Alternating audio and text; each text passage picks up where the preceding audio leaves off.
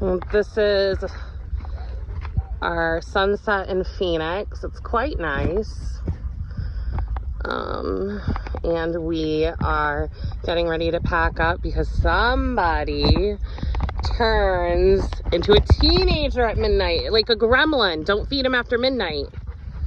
So we're just out letting the dogs play, and then we are going to put some stuff away so we don't have to pack it up on somebody's birthday because we're gonna leave the day after. So we're just out here playing with our dogs.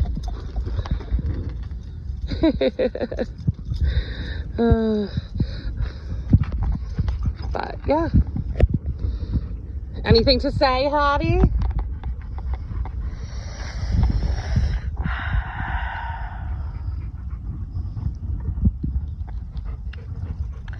Comment, like, and subscribe. Ooh. And Gunther says bye.